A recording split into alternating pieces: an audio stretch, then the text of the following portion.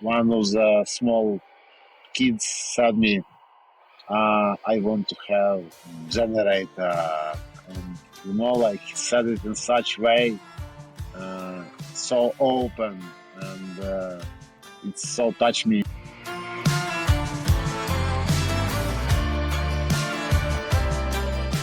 Hello and welcome to a new episode of the Yellow Van Stories. I'm your host and driver, Bastian. We are so happy and grateful that you have made the time to come on board with us today. We've been waiting just for you and kept your usual seat by the window side.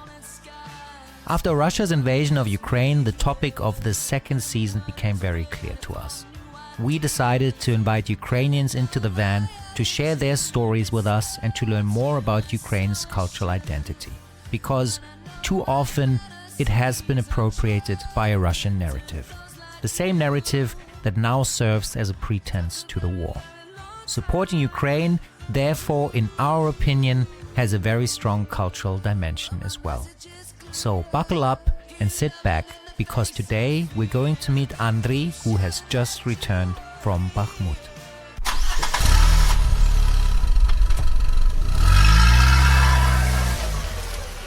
Hello and welcome to the Yellow Van Stories. Here with us today is Andriy Dubchak, correspondent and photographer from Kyiv in Ukraine. I'm very happy to have you with us today, Andriy. Welcome.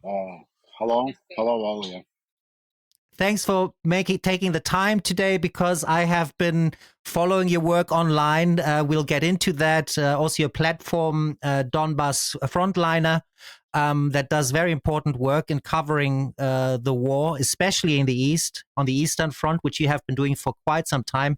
And I can't wait to talk to you about your work and how important it is as well, and get a couple of insights from you. Before we do that, I just want to quickly give the listeners a bit of an introduction, what you do, so that they also get an idea and also get already maybe some links that they can follow along. So here it goes. Andriy Dubchak is a correspondent photographer for Radio Free Europe and Radio Liberty, as well as the founder of the interactive media platform Donbas Frontliner. He specializes in telling the stories of soldiers and civilians caught up in the conflict in eastern Ukraine. He received the 2022 Free Media Award from the Fritt Ord and ZEIT, the German newspaper, foundations for his courageous professional reporting from battle zones. Andri also received the Lovie Award for coverage of the Maidan protests in 2014 and a gold medal in the LifePressPhoto competition in 2020, and many more. Andri has captured the main pivot points of the younger Ukrainian history, and I'm thrilled that he has found the time today to join us on the Yellow Van. So welcome aboard, Andri, and thanks for being with us. Thank you, and thank you for interest for Ukraine and for Russian-Ukrainian war, and thank you for help, Western help to Ukraine, to civilian people, to army, and to my country too. Thank you so much. Like we said, leading up to this conversation, is my conviction that Ukraine is actually fighting a battle that concerns us all, everybody who is subscribing to the idea of democracy and freedom, basically. And I think so we are actually, according to me, in Ukraine's debt for fighting this war on behalf of all of us. So, no need to thank us, in my opinion, at least. But thank you anyway. So I wanted to just quickly touch base with you a little bit. Where are you right now? I think you're in Kyiv right now, correct? Yep. Right now I'm in Kyiv. It's like not my preferred work. Yeah, it's like paperwork and like preparation. So I need to repair the car. I need to do paperwork. I need to buy some equipment, repair my photo camera. I need to buy a helmet, new one, and so on, so on, so on. So like preparation and logistic, it's like the same as in the army. Yeah? One of the main part of the work here. Before, if you are prepared for the frontline trip, you are more safe. Of course, that makes absolute sense, and I do believe you need a lot of. You constantly have a need of new equipment and stuff because I mean you take it through very rough terrain, obviously in a zone of conflict. So I imagine that you are on a rotation, right, from Kiev to the front line and back. Is that how it works? Yes, typically I go to Kiev, spend here some time, made paperwork, made preparation, and after that I go to the front line. But again, like equipment and car, it's like very, very important part of the trip. And of course, it's like a very important uh, part of the safety, like personal safety.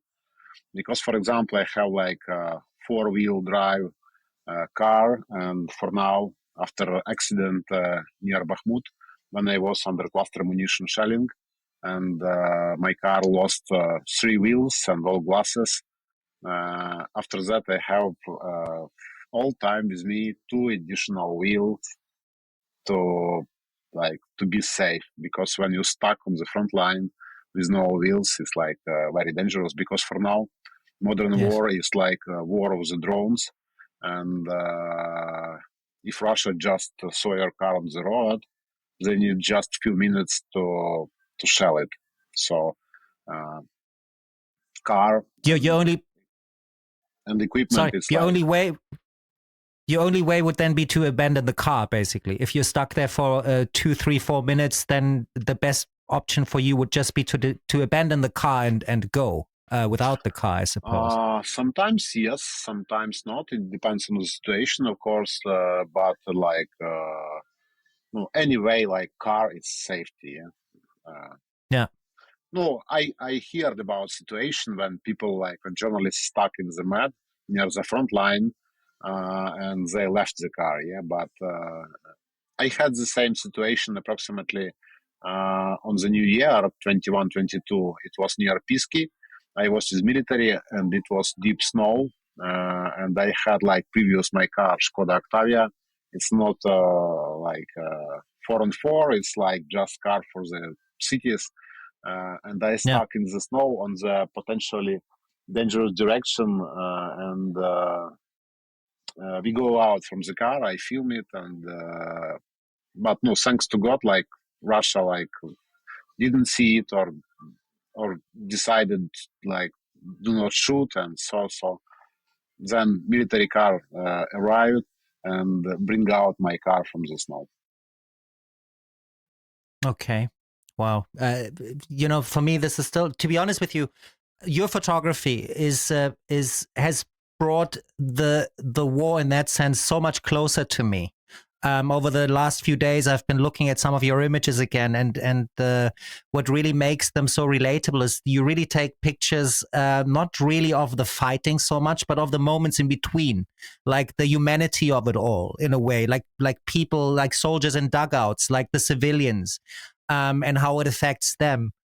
So I think your photography in that sense is very, very powerful because it really shows the human dimension of it all and not just the technological warfare in that sense, which we very often see in media and in the news.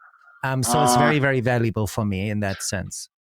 no, my opinion, like every photographer, every reporter, he pass through own like reports the personal relation to the society and to the people.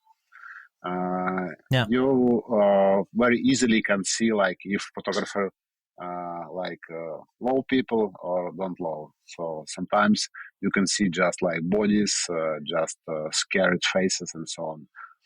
I love people, and my opinion, the war is not bullet, it's not uh, artillery, it's not tanks. The war is firstly it's like people who stand with gun, yeah, from both sides.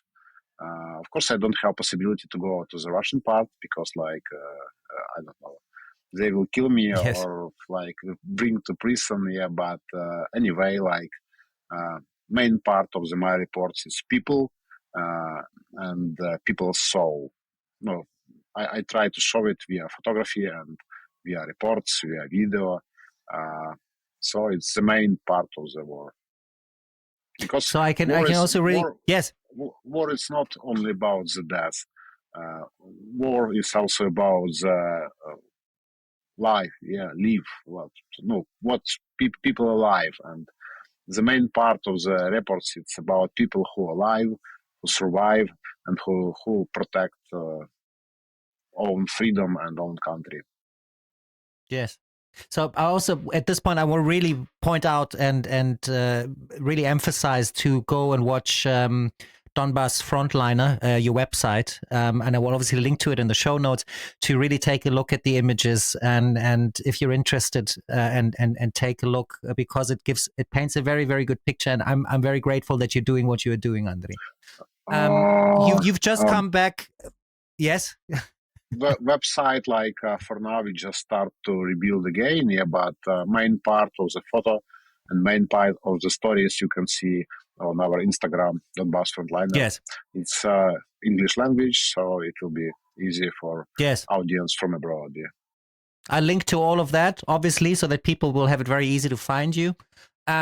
So you also just said you've just come back from Bakhmut, right? We are hearing about Bakhmut like every single day, and that Russian troops are advancing. Apparently, how is the situation? How was your work there over the last few weeks, months? How long were you there actually to start?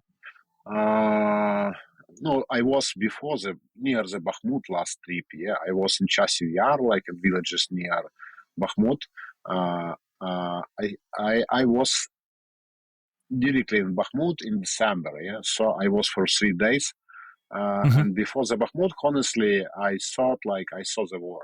Because I covered the Russian-Ukraine war since 2014, and sorry, can I just quickly interrupt you there for just 1 second, because I think this is a very important point to make, because I realize here in the West a little bit, or in the rest of Europe, it's still very often the idea is that the war started now in 2022, but the actual fact is the war started in 2014 with kind of like an ongoing conflict that was never resolved and then just taken to another level in 2022. Would you agree with that assessment? Absolutely. And the idea of the Donbas Frontliner project in 2020, it was pay attention to the forgotten war, because in 2020 we had 450 kilometers of the front line, trenches, dozens thousands of the soldiers in trenches, every night fight with small arms, sometimes artillery, sometimes tanks, and so on, so on, so on. So it was my opinion, it was big training center for Russian troops, which regularly came to this front line and test own soldier, own commanders, and new kind of weapons. In 2021, it was really forgotten war, because my team was probably just one team who worked directly for social networks from the front line. And then more close to invasion date, of course, international media start to arrive to Ukraine and to show situation and possible escalation at that time. But unfortunately, 24th of February, it's start of mass Russian invasion to Ukraine. But even before this date, there was an ongoing war on Ukraine. Yes, thousands and thousands people die, and dozens of thousands was wounded and lost legs, arms, eyes, and so on, so on. So it just new level of the conflict, the invasion. Yes, the reason why I want to point this out also is because there seems to be this conviction in a way that we can just sit down. I mean, like all democratic countries basically, and have negotiations in a way, and then come to some sort of a conclusion. But I think if you take into consideration that this war is an ongoing one since 2014, with now just another push, it puts that also in a different perspective in a way. So I can add. Please add, please, by all means. It's not only we talk about Russian-Ukrainian war just now, but honestly, it was for century. Russia stole history of Ukraine, because all Ukrainian kings sit here in Kiev. and all of them speak Ukrainian. Russia, like, say for all time, Ukrainian language don't exist. But people who know Russian don't understand Ukrainian, and vice versa. People who know Ukrainian, just Ukrainian, they don't understand Russian language. We have different culture, different history, and Russia for century killed Ukrainian, and just in last century they kill like dozen of the millions of Ukrainian, and especially it was like famine, Volodymyr, when Russia killed like, no, Soviet Union killed like approximately 4 million of the Ukrainian with hunger. And after that was 1937, 1939, when Russian and the Soviet Great Union, Terror. like, they kill a lot of, shoot a lot of Ukrainian who was smart, the most like best people in the country, and send millions to the Gulag, to the prison on the Siberia. And World War II, during the World War II, Ukraine lose the most amount of the population in percentage. So yes, it's like very old, like war, and very old hate to each other. Yeah, a very old conflict, and mainly always at the expense of Ukraine, and therefore, one of the reasons for this podcast as well, we have forgotten because of that, because Russian narrative has dominated Ukrainian culture. That Ukrainian culture is very old indeed, older than Muscovy, if you will, for that reason, and has had a lot of cultural, marvels that a lot of the times are just now under the heading of Russian culture and Russian history. So this is one part of one attempt to free Ukrainian culture from that a little bit, with your help and all the other Ukrainians who are taking part in this podcast, which I'm extremely grateful for, of course. So this is another piece in that puzzle today, Hope. And now, speaking of culture, can I just quickly go with you a little bit into, before we open up again a little more into the photography and what you do? I would like to know from you how you actually got into photography. What made photography for you such a medium of such interest that you said, I want to follow through with this? It's a long story, but I try to tell it short. I have a lot of time, Andri. Don't worry about me. Yeah, my first education is like mechanic engineering. Yeah, car and like tractors. After that, like I had degree in like network engineering, so IT, so on. And since 2003, I joined the Radio Free of Radio Liberty as an IT expert. Yeah, like so social networks, security, website, programming, databases, and so on. And in 2013, I was probably just one person who know how to use live streaming device, live view. So it was new technology in 2013. It's for now, like you can make stream like from your mobile and so on. But at that time, it was like super new, cool technology from some Israel company, and we had this device. And at the day of the beginning of Revolution of Dignity, I was just one person who know how to use this device. So I decided to go to the Maidan, to the Independence Square, and I start to film. So I became occasionally first streamer of the Revolution of Dignity. And this was 2014, right? 2013, yeah. Yeah. Mm-hmm. Yeah. And after that, I stream probably all the most like important part of the Revolution of Dignity, clashes, fights, and the most bloody day, 18, 19, and 20 on February 2014, when like police and special forces kill a lot of people yes. at the Maidan. Yeah.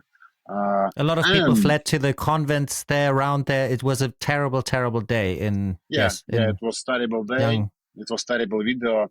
And I probably even had small PTSD from all of it, because it was my first experience when you in real life have like deaths of the people and died people. Yeah. And after this like story, occasionally I take in my hand like half professional photo camera, go to the streets and make few photos.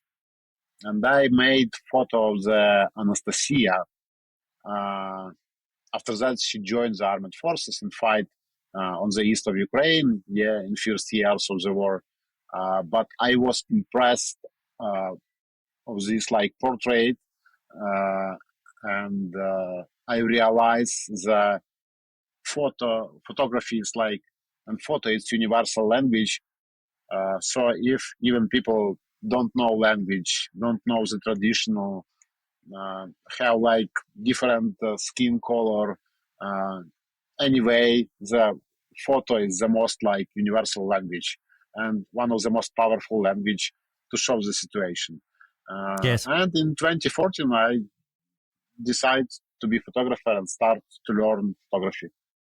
Can I just quickly add here, the Revolution of Dignity 2014, for everybody who doesn't know, was because Viktor Yanukovych basically sacked decisions to open up towards Europe and turn towards Russia again, right? And this caused a big outcry, public outcry, and these demonstrations. So there was already a conflict with Russia there as well that caused this. Completely, I just wanted to point that out, yes, for the listeners. Yes. So please carry on, Andri. Sorry. So I decided to learn photography, and when I was small, in school, I wrote a lot of cartoons, and people like it was very funny. No, so I paint a lot in childhood, and when I work at the website of Radio Free of Radio Liberty, I perform function of the build editor. So like I select photo from photo agency, from Reuters, from Associated Press, from AFP, and many other. And so for years I look at the photo of the best photographers in the world, and of course it's also helped me with this profession, with my choice. So composition, like what is cool, what is not cool, which photo is good, which photo is bad. For me, it was very easy when I start to make own photos. So and then was like in 24, I go to the Crimea and made reports from Crimea about Russian annexation of the Crimea. Yes. Were you on Crimea, actually? Were you on Crimea? Because I imagine Crimea was, so it was still accessible in a way, because now I realize, or I imagine it's not so easy to get there as a Ukrainian, right? On Crimea. No, in 2014, it was like officially Ukrainian. So there was a lot of Ukrainian troops and army, and some green like peoples, it was Russian like special forces appear. And so I arrived to Crimea, and I was there for 1.5 weeks. And after that, I escaped the peninsula because I was scared, and all my team was scared. This special like intelligence service of Russia, which follow us like from time to time, and few times per day someone called me, and like it was silence in the mobile, so it scared me much more than like even people who follow us. And few time per days, I got notification from Facebook and from Gmail, like someone tried to attack your account, and so it was like very scary time for me. And after that started the Russian like secret special operation for liberation of the Donbas. They create like the big propaganda, basically. Fiction that like, is, yes. LNR and DNR, like Donetsk People Republic and Lugansk People Republic. And I decided to go to the front line and show the war. And from that time, I probably spent at the front line more than 1.5 years in total. Do you remember the moment when you decided that you're going to do this full time now? Was there anything that you remember? Was there any special trigger, or like the day you set out to do this and you decided, I will do this full time now? Uh, it was like long story. Yeah, I remember this day. Yeah, it was like in 2019 during one of our trip to the Donbas, to the east of Ukraine. We was in Mariupol, and a very big fight happens between Ukrainian and Russian in the middle of the front line, like Yes. more than 200 kilometers from us, from our position. It was like approximately 1,500 shells in both sides. At that time, it was a huge escalation. Yeah? So we decided to go and to cover it. And when we arrived, because the road was bad, was not straight, so we arrived just maybe like in 1.5 day after. And we was the first media, the first reporters who arrived at the place. So I realized this like conflict really forgotten, and I need to spend my effort uh, to show it to Ukraine and to the world. Because even in Ukraine, like main part of the society didn't pay attention to this conflict and forgot about him because it was like no you can imagine like 8 years of the front line, so Yeah. people was not interested in this subject, and to cover the conflict, to show to the to Ukrainian world, I decided to create the Donbas Frontliner project. It was like 2019. uh, I started to collect money in 2020, and like uh, first trip to the front line with this project was in 2021. Wow.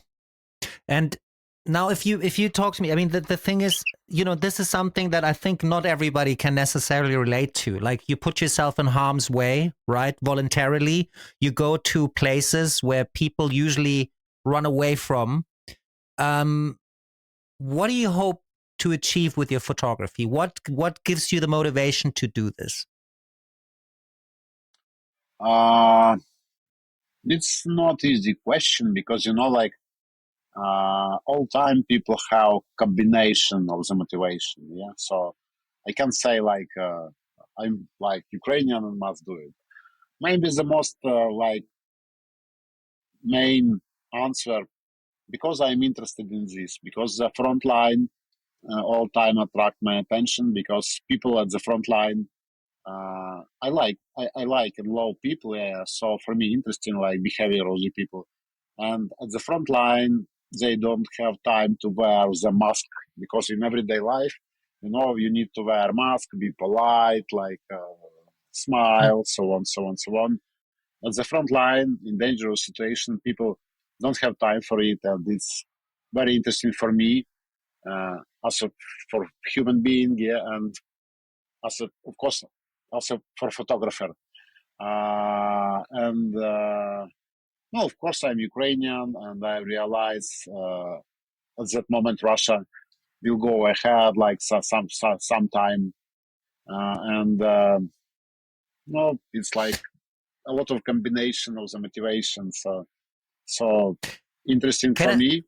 I can make it like really good and in high quality. I am Ukrainian, and it's probably one of the way to protect Ukraine from Russia and from future invasion. At the time, I thought about it like as about protection from uh, invasion in future. So So it is about creating awareness, of course. I think that's also quite obvious that this is yes, what yes, information does. But this other part of your answer is something that I find very interesting because the way that I understand it, and correct me if I'm wrong, for you there is a human layer in during war or at war times that is otherwise very often overlaid by the other layers of our civilized life, right? And it's going right to the core of human existence in a way. Am I understanding yes, that right? yes, And yes. this Of is course, fascinating, obviously, for you. yes, yes, yes. It's and it's probably the most important part of the war because, as I said, the gun, the shells, the again bullets, just like something, yeah, just like things. But core of this war, yeah, core of this like fights, it's like people with a gun. their soul, brain, and motivation. So we need to show it to audience in Ukraine and abroad. Why Yes. Ukrainian like for now more strong than Russian? It's not because we have like better gun. It's not we don't have gun enough now, yeah. And Russia have much more gun. But at the same time, the people's soul is like strong, and we want to fight because it's our home, our freedom, and it's our country. So yes, the most interesting part in all conflict, in my opinion, is people. Could you then also say that you want to, and I'm not trying to put words in your mouth, right? So correct me if I'm wrong, but because you're talking about Ukrainians and I feel there is a strength and you want to show that strength also of the Ukrainian spirit, to motivate the rest of Ukraine, the rest of the world to fall behind that spirit, to show that in order to support your cause as well. Could I say that? Yes, of course. Like Is it's that what you're looking one. for also in these Yeah, images? The strength, yeah. of people. Uh, Strength of the people, because really when you arrive to the some places, sometimes you really like scared. Sometimes you try to escape these like locations, these trenches, this position, but at the same time, they are just Ukrainian men and like women. It's not like professional fighters. It's people Yeah. who took like a gun in hand just maybe a few months ago, and I'm like scared. At the same time, they also scared, but they brave because they stand and they fight, and they realize like they protect like Ukraine from the Russian. Yes. I see that also in your images. It's very evident that you see there are a lot of young people also, women, men, like you just said, that are just have quit their usual jobs and are now, fighting on the front line to protect Ukraine from Uh, this war of aggression and invasion from Russia. yeah, no. Before the invasion, we can we can talk like we have like military and we have civilian part in Ukraine. But now I think it's like very hard to divide civilian and military because like yesterday ice cream like sailor or like I don't know like taxi driver, now they are part of the Ukrainian army. uh, some one of them like decide to be volunteer, some one of them like just get like conscription call from government, yeah, and go to the army. No, but anyway, the army and society now it's like one big organism, one big like body, yeah. It has been molded together by the sheer outside force, I believe, also of the Russian invasion, of course, right? Yep. Yeah. Yeah, right. Um, Now, I would like to go back to Bakhmut a little bit with you because you said you've just been there and we have it all over the news at the moment. What is your assessment there at the moment? What is going on? For now, Bakhmut like it's half encircled, and my personal opinion, Ukrainian army need to go out because typically the defense To line go is out, you much mean more. retreat, like go back, or go Yes, out? Go yes, Yes, yes, retreat. Yes, yeah, retreat. Because for now a lot of losers, and Russia have domination with artillery and with all type of weapons in Bakhmut.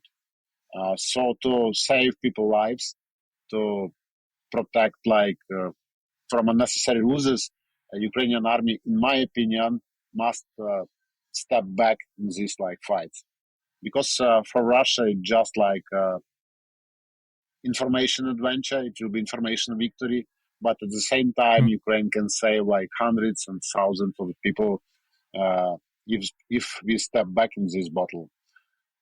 yeah, No, it's my personal opinion because I spent there 3 days, and yeah, like before the Bakhmut, as I said, I thought I saw the war. No, like Bakhmut, it's like really World War II in like most worst scenarios. because first day it was fog, it was rain, and I can hear the explosion in the city like every like 5 seconds approximately. But next 2 days it was like sunny, and Russian drones probably fly in the sky, and every second you hear explosion. Every second, at different distances, like far from you, like more close, the building like next to you, the building behind you. So it's like 1 second, one explosion, 1 second, one explosion, 1 second, one explosion. Cluster munition, shells, mortar, sometimes missiles, sometimes airstrikes. So it's no, it's really horror, and no, it's really scary, and How does it affect you? I mean, if you say that you haven't seen anything like this now, I mean, because I've been in some situations, nothing like this. By all means, this is not a comparison, nothing like this. But I know when I've been in situations of such duress and terror, like you just said, even though I'm not even really sure what that means after you've just explained this, you have. You take something away from it. It's like you leave a part of yourself there in a way, right? And there is some sort of it takes a psychological toll. How do you cope with that? no, I realized I need to do report. Yeah. But anyway, I was very like careful. And one time I reject one of the trip to the very dangerous part of the city. But at the same time, I was in other very dangerous part of the city. And the scene I saw, the picture I saw, it was one of the most like horror and like incredible in my life.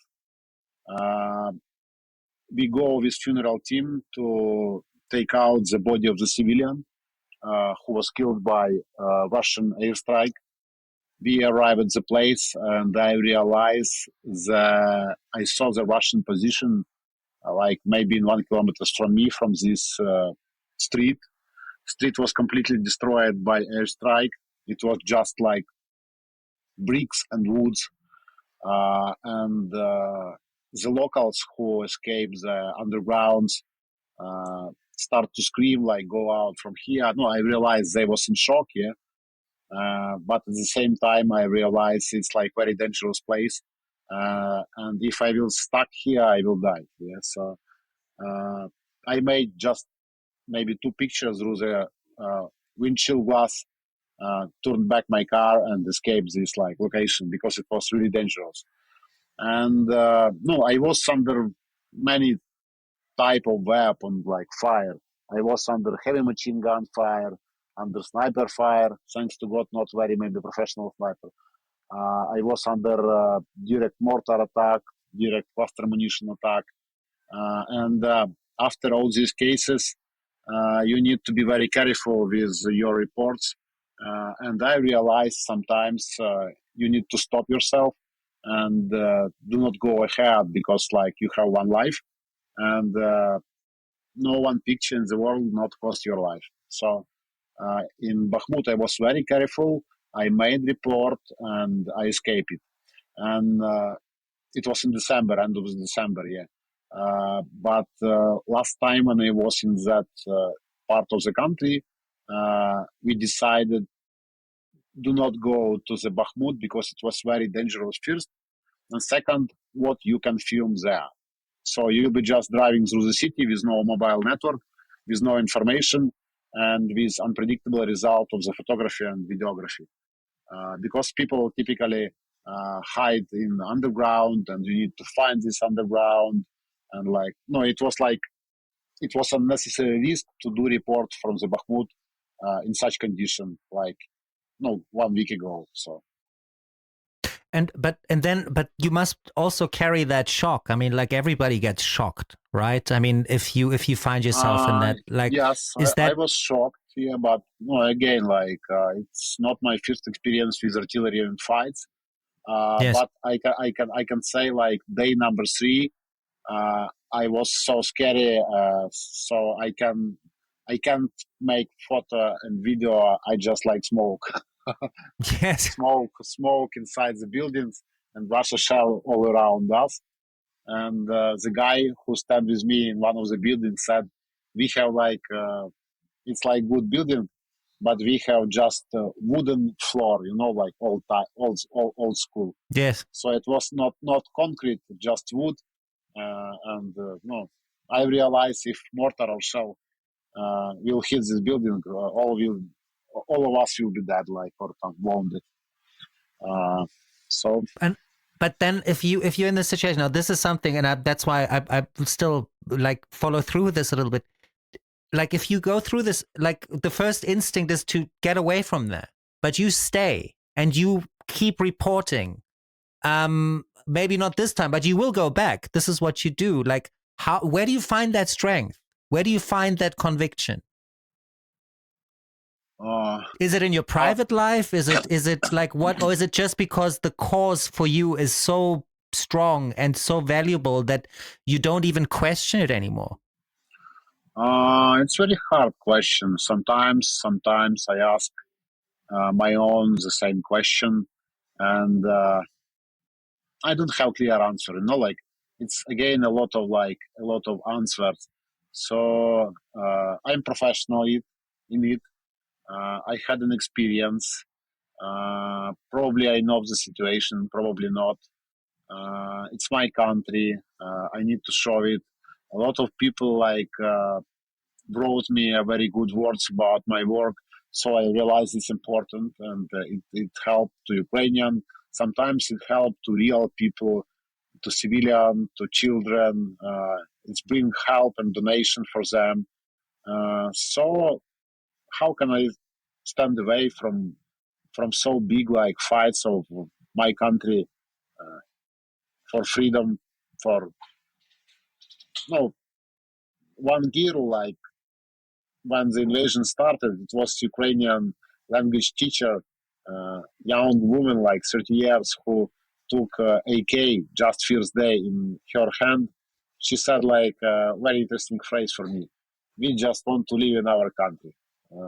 No, when I asked her why do you decide to take the gun in hand, we just want to live in our country. It's like big answer to very many questions. Really. Yes. I think the emphasis lies on your country, right? Nobody else's country, but your Uh, self-determined, independent country that is free to choose as your wish. Yeah, and like when I was in Crimea during the annexation in 2014, I feel like real pain from freedom of speech. Like, yeah, for many of us, it's like just words. Yeah, and before the Crimea, for me, it also was just like some words, freedom of speech. Yeah, but when I saw all this behavior of the Russian, this like crime and this like honest situation, and I realized at the same moment, if I told someone something wrong, at least they will beat me, and they can kill me just because I say the truth. I said the truth. Yeah. So it was like real like physical pain for me when I can't say what I want. Yeah. So freedom of speech for me, it Yes. was like uh, it's like very important. And I realize if Russia catch Ukraine, uh, me and people around me will be just slaves with no rights, with no freedom of speech, with no freedom of movement, and potentially a lot of people will die just because they do not fight now. It's in history we have a lot of cases, the same like famine 32, 33, the same like Gulag prison, the same 1937 shooting of the people, mass killing, and so on, so on, Yes. so on. So sometimes to protect your life, uh, maybe well, you need to fight really, like because just one way. You can give up, and because you realize after that you will believe. First one is the horror. Uh, in the fake country with fake peoples, and at the same time you will lose your dignity. Yeah, and no, that's all. No, the dignity is very important part of this fight for Ukrainian. I think that is a very strong point to make. Yes, it is. I think, and you and Ukraine has shown for a lot of time now, or for a long time. And if you look at the young history of Ukraine, there have been 3 Maidans, and it also shows how much power there is in Ukrainian democratic movements. So this is absolutely a continuation of what has already been happening for now almost 30 years, 35 years almost. Yeah, I would like to ask you because, yes, sorry, Andri. It was not like very fast, like process, yeah, when this like civil Is it society. ever? No, of course not. Yeah, Yes. yeah. But no, again, we had few revolution, and for now we have really amazing civil society. People who took part in all this revolution in first years of the war, and now join the armed forces or help to army in all possible way. It's like amazing. It's like huge like body of the people connected to each other and who really know and trust each other. So it's like Yes. huge network inside country which helped Ukraine to survive. There is a common cause. I think that's, and I think this common cause is also making the difference while you are fighting a war against an enemy that is actually has a lot more manpower, has a lot more equipment, has a lot more money, has a lot more of everything. But Ukraine is putting up a fight because the cause is, in my opinion, of course, but I think for a lot of people, the better one. So, and I hope for all people, the better cause. You are also, as a photographer, you are a keeper of stories, right? This is what we do. I like to name myself as well because I also do photography, and photographers are the keepers of stories. Is there any particular story that you think back of now over the last couple of months that really touched you, that stayed with you, that's very difficult to shake off? Yes, I have few such stories. Uh, some of them was published, some of them not yet, but will be. One of the stories like children from Bakhmut. Uh, I go to the like some like food point and hitting point and saw the family, uh, husband, wife, and 3 small children, like 8, 12, and 14 years. And I decided to follow them to his house. It was like underground. They live in such condition for a few months, under shelling, under without water, without like proper food, without proper heating. And it's really impressed me because when I start to talk with them about the situation and what children want to Christmas, one of the small kids said me, I want to have generator, and like he said it in such way, so open, and it's so touched me because like in this century, in modern like world, kids don't want like I don't know Barbie, don't want ice cream. Uh, Yes. at that moment, they really like want to have generator just to play maybe PC, notebook, some games. But no, it's really touched me at that moment. And thanks to God, these like kids escaped the city and now they live near Kiev. And I try to collect some money for them, like to help the family. And this story have like happy end, yeah. The other interesting story, also the same Bakhmut. We follow the funeral team, and at some moment I realized these guys who was performed before it communal like city cleaning service, and they just joined this like funeral team because someone need to do it. someone need to take out body and put it to the cemetery, to the graves. This guy don't have bulletproof vest, and they go through all this city under shelling in like very old car without bulletproof, without helmets, and I also was impressed with, and I started to collect money for them. We bought bulletproofs, we bought helmets, and like few days after, one of these guy wrote to me and said, "Thank you, man. You saved my life today with your bulletproof. I just wounded my hand. Your helmet saved the life of my friend. Unfortunately, the man number three got wounded in stomach, and now he's in the hospital." No, but anyway, like it's sometimes you can help not even to show the Yes. situation. Sometimes you can help to the people with something real, with bulletproofs, like with money, with toys for children, and so on, so on. Every trip have own story, have own pain, have own impression. But I really like travel a lot, so all my impression like uh, they all time arrive new one impression, and you don't remember the impression of previous, because it's like all Yes. time rush and you have very many like around you. So Yes. it's We're just few stories from last trip. Yeah. we're all, I think, a collection of all the stories we hear, including ourselves in a way. I think that's what human beings really are in a way. So you obviously are a large collection of those. Um, and that's a very touching story also, that that it can make such a difference. One bulletproof vest can make such a difference. One helmet can make such a difference. I think sometimes we don't stop and realize that really this one piece of gear equipment can save someone's life, a real person's life, right?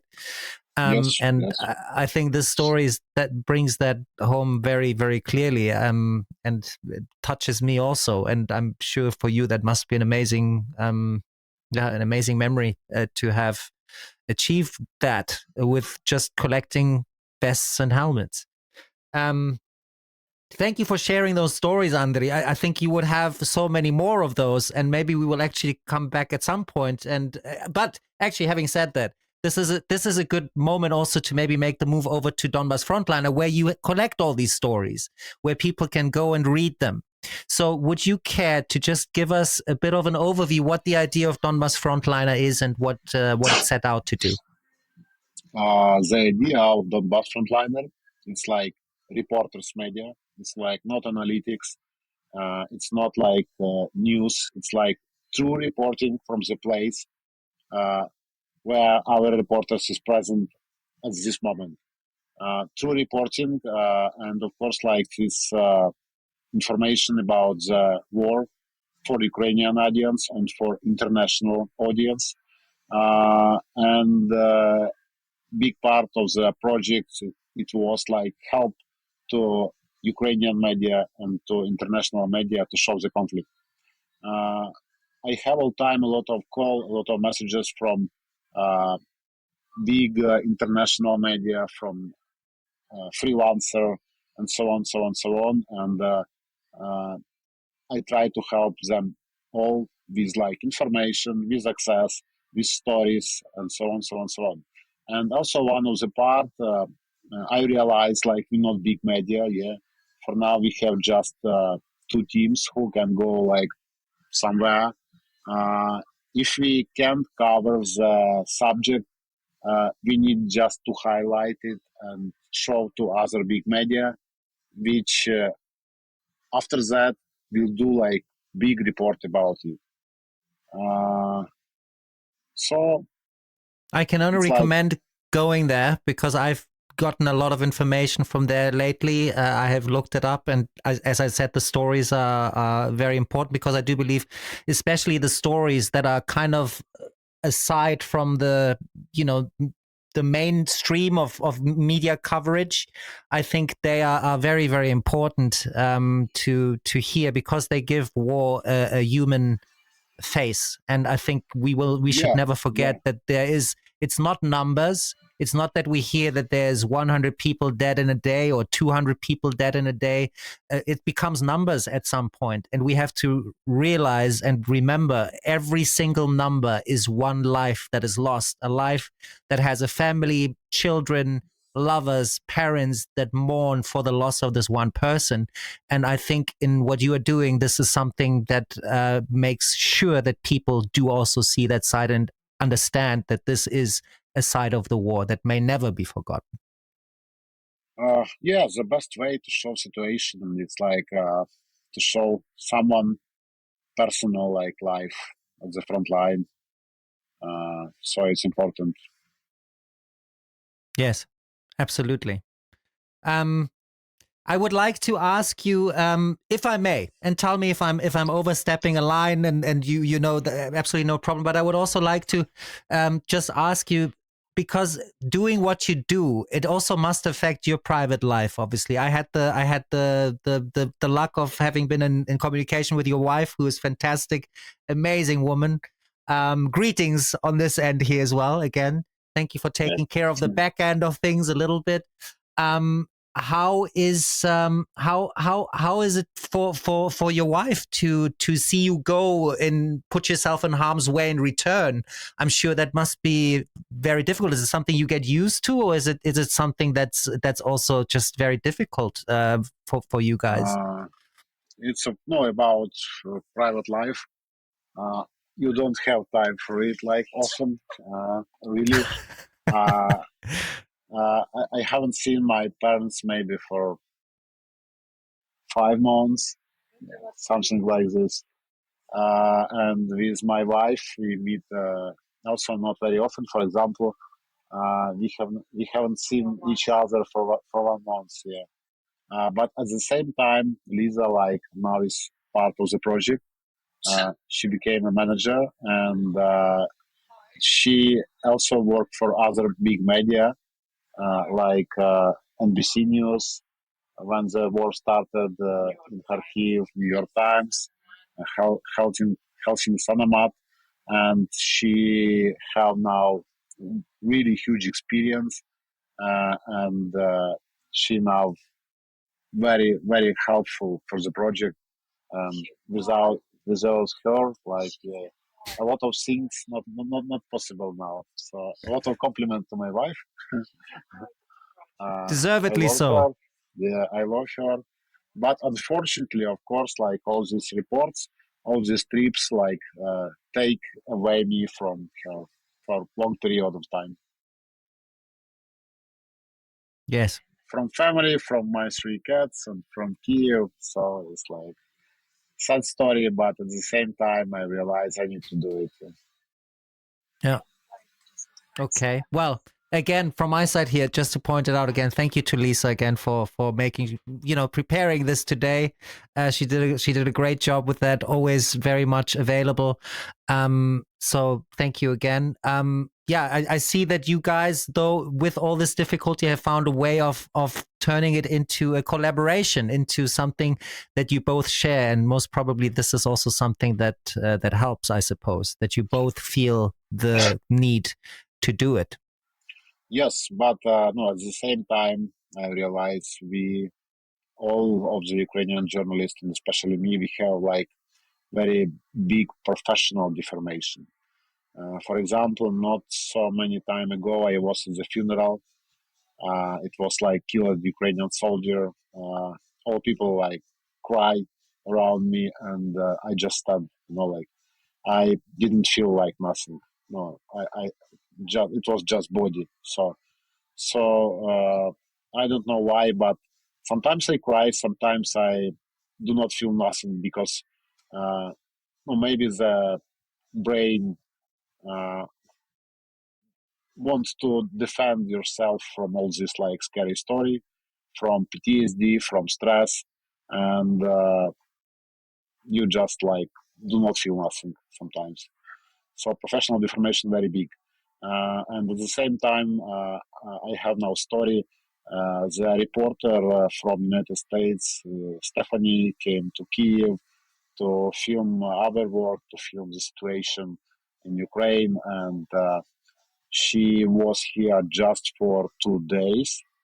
And in the morning, she called to Lisa and said, like, I decided to escape the country because I'm too scary about the situation, about this airstrike alarm, and about the horror of the war, even in Kiev. Like, for us, Kiev, it's like completely safe Yes. place, like, yeah. So it just, for me, it's like deep, deep and far, far from the front line. It's like, for me, like, I feel completely safe me here. But uh, people who arrive from like United States, from European Union, sometimes they're really scary, and they see horror uh, around.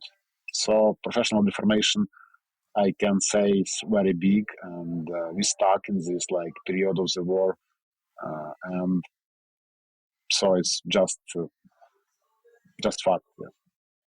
Yes. I would like to ask you something, because knowing the front line, like this is I think it's important, because I do hear.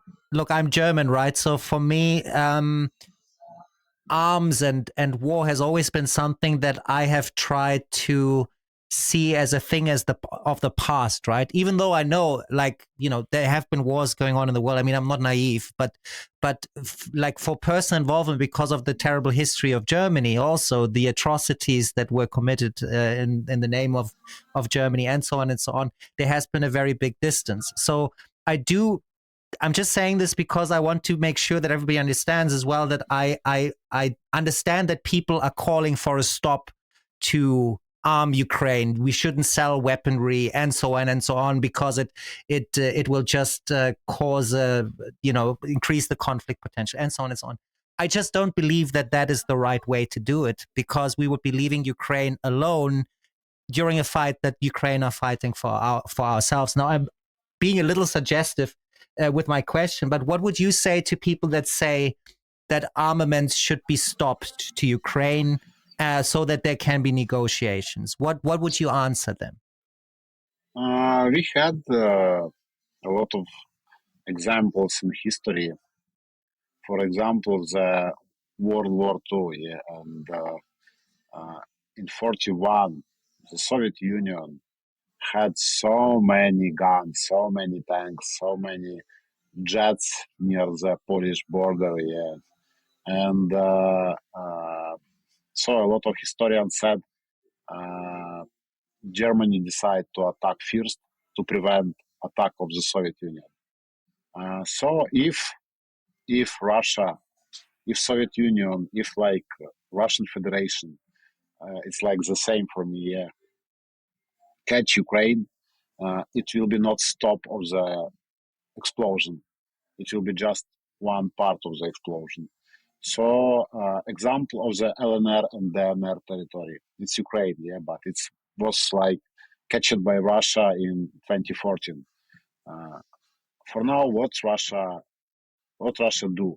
They took all men from this territory, give them gun, and like send to the Ukrainian position, like a meat. The same will be with Ukraine if Russia catch it. And in my opinion, the main target in 2022 was not Ukraine by the plan. Yeah? It was like Europe, but Russia just stuck now in Ukraine. So if like we will be without gun, if we like lose this conflict, and if we will be under Russian Federation, it's like just start of the story. So Russia will go ahead to some European country. Uh, no, and anyway, it will affect like all Europe Union. No, it's my position and my personal position. So And I and I it, agree with you. I agree with you. Yes. and even now, really, like I am not like very sure we will win because uh, like hundreds of thousands of Russian troops now is like prepared and waiting somewhere in the east and at the south of Ukraine to invade the new territory and to kill Ukrainian and to get Ukraine.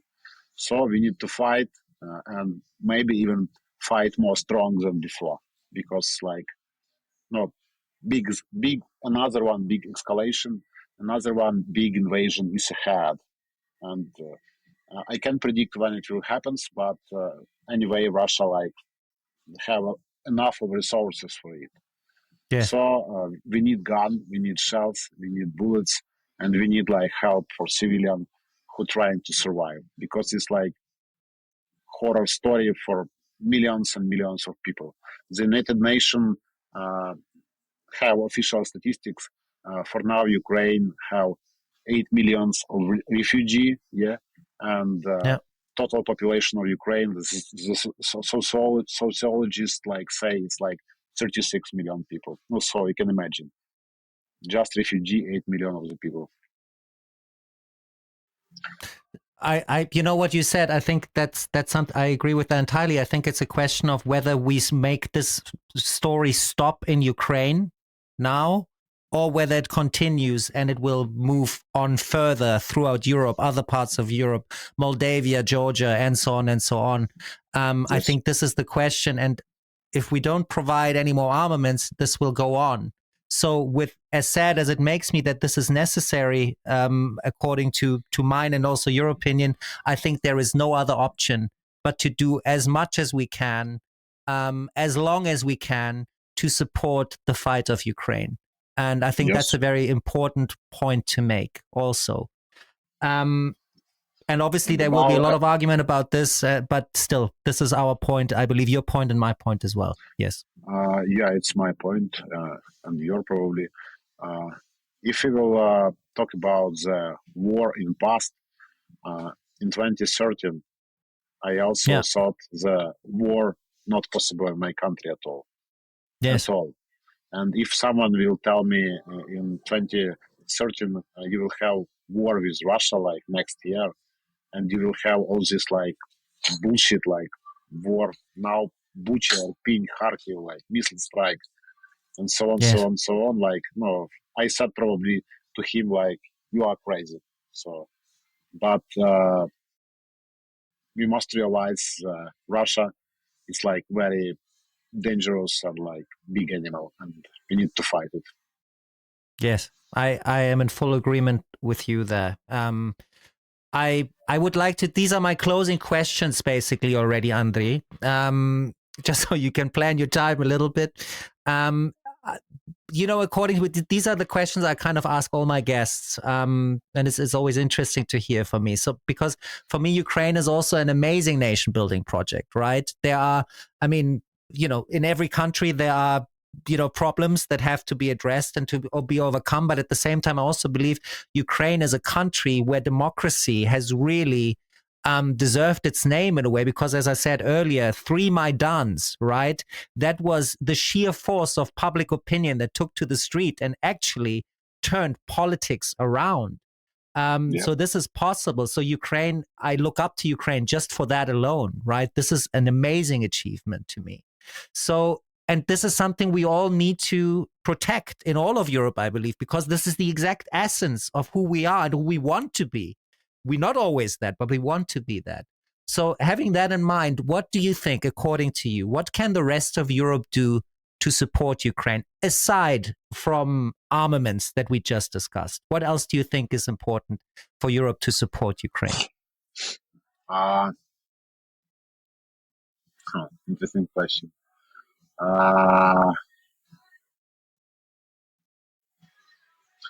No, Ukrainian like civil society is very interesting aspect, and you need to support civil society in Ukraine anyway.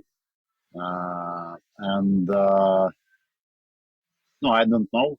Maybe like investment in future after war, because Ukraine have a lot of like really good experts in many like in IT. You know, for example, Ukraine now sell banking system, and government build the DIA. It's like electronic government. You can vote there.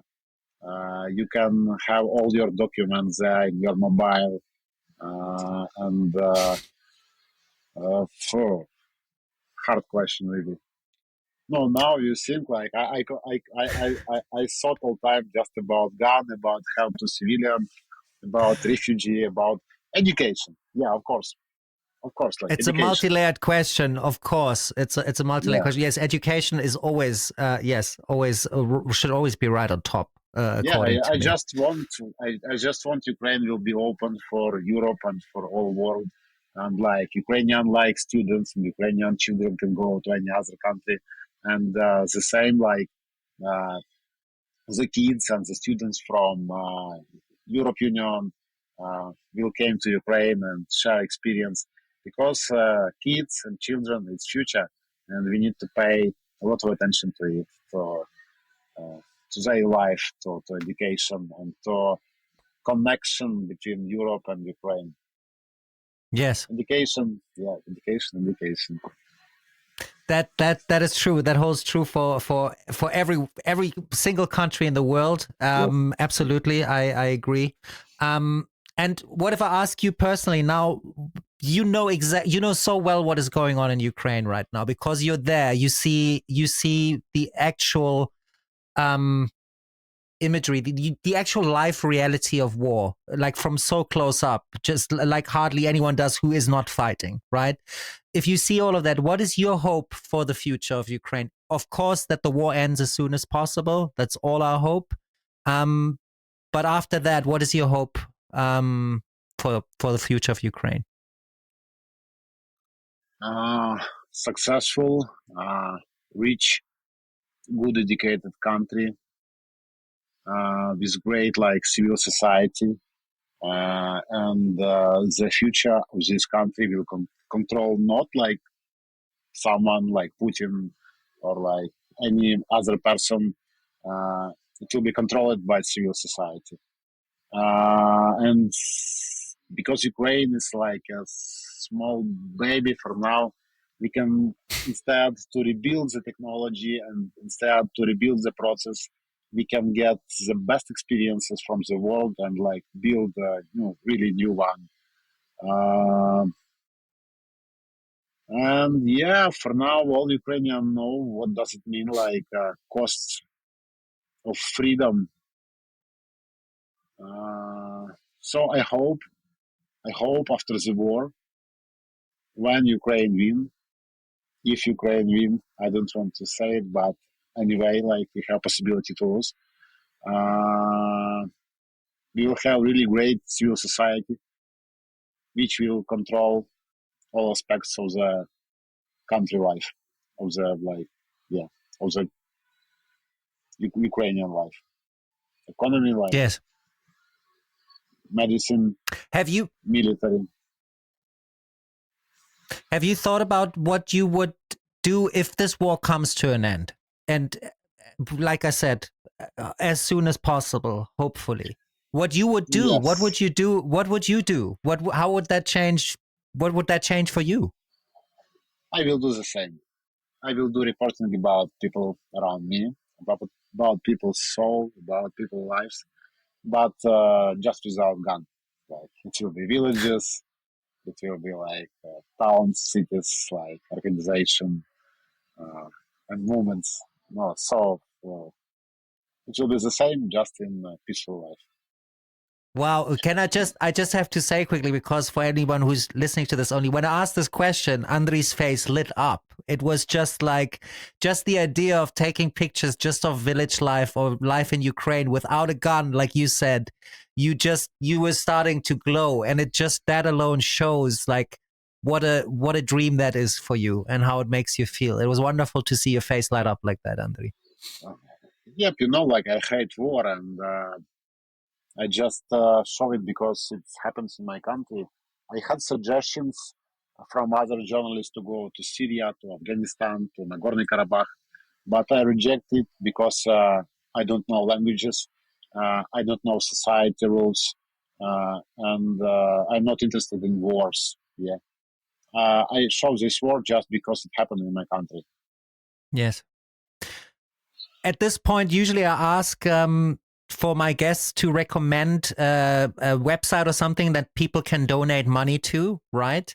In this case, I will not, because I will just tell people to go to the website of Donbas Frontliner, who I will link to, and donate all the money that they have to you, because we just learned that that money can be a bulletproof vest, it can be a helmet, it can be a whole lot of other causes that really help people directly affected by the war. So in this particular case, just go to Donbas Frontliner, follow the link, and you will find what you're looking for. When are you going back? How long are you in Kyiv for now, Andri? Yeah, probably 1 week more. Like, I need to do paperwork, need to buy some equipment, as I said, like, and in 1 week, maybe I will go. I do not decide yet, or like east of Ukraine, Donbas, like Kramatorsk region, or I will go to Zaporizhia direction, because near Zaporizhia for now, like a lot of rumors, a lot of Russian troops, and it's like very hard accessible direction for the reporters.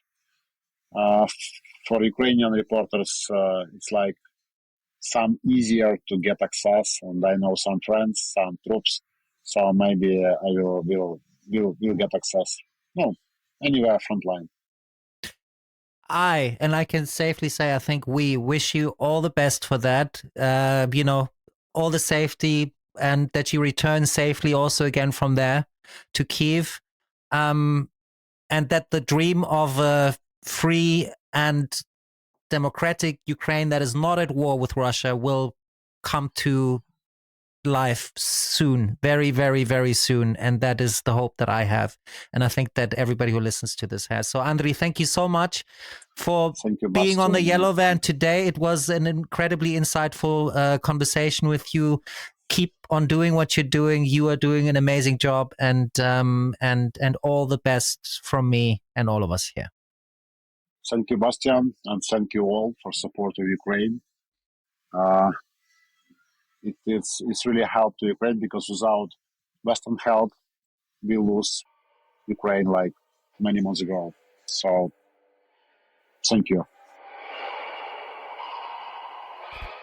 And this brings us to the end of this week's ride in the Yellow Van. Thank you so much for coming along with us today. And thank you, Andri, for your trust in me and the work we do at Mind the Bump Productions, for your stories and for your insights. For more, follow Donbas Frontliner on Instagram, Facebook, and on the web. Links are in the show notes. If you are Ukrainian and would like to come on the show, or if you know someone who should, please don't hesitate to contact us. We are always happy and grateful for anyone reaching out to us on www.yellowvanstories.com, where you can also leave us your general feedback or ideas for improvements. And maybe, with a bit of luck, the Yellow Van might broadcast from Ukraine in the not-so-distant future. We are already contemplating our options for making this possible, so stay tuned. We hope to welcome you back next week for a new episode with the filmmaker Anastasia Sancharovska, and until then, keep loving in the face of fear and stand with Ukraine. Take it away, Jim.